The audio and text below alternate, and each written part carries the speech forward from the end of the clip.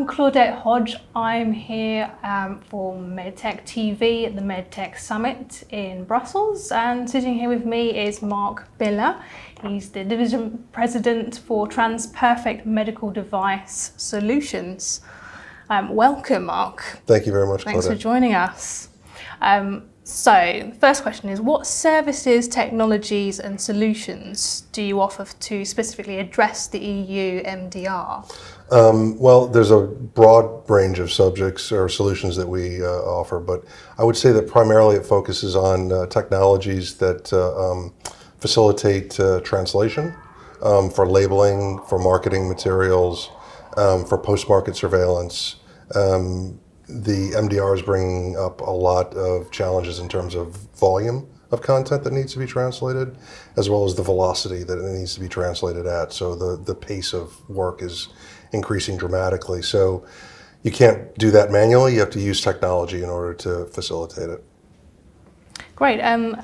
What are the most common MDR or IVDR challenges that your clients are facing? Yeah, I would say that, again, it goes back to volume and velocity of content, and that shows up both in the areas of labeling, so the content, the IFUs, the patient implant cards, the content that has to go out with a device, as well as the rate that content has to be updated. MDR and IVDR are requiring companies to revise their labeling on an annual basis now, whereas before it would be once every 3 or 4 years.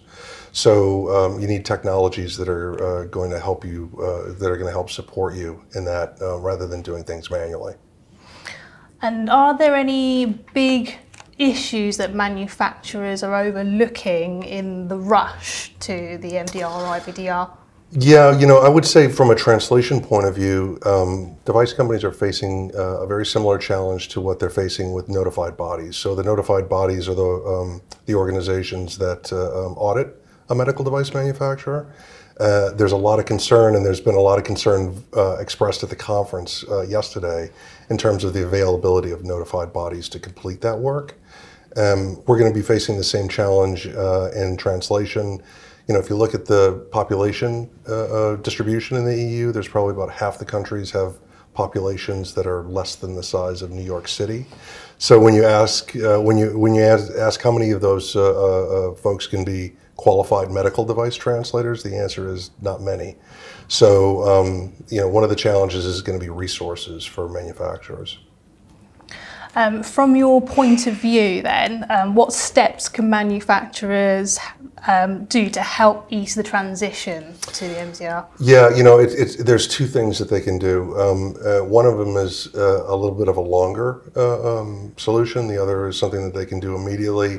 In the longer term, companies need to look at structured content. That's putting their labeling and their post-market surveillance content into a database and structuring content in a database for automated publishing. That's going to save a lot of time, but that implementation takes a bit, and we're nearly out of time in terms of the MDR implementation date. So I would say immediately something that companies can do is to look at platforms for translation process automation. So having a platform that allows you to utilize different suppliers. We'd like to be the only supplier for our clients, but we know that may not be feasible in many instances. So having a technology platform that has all the language assets, translation memories, glossaries, having those online and available to multiple suppliers is going to help ease the transition quite a bit in the short term. That's really great. Thank you very much, Marc Miller. That's all from me. Thank you for joining us. My pleasure. Thanks, Claudette.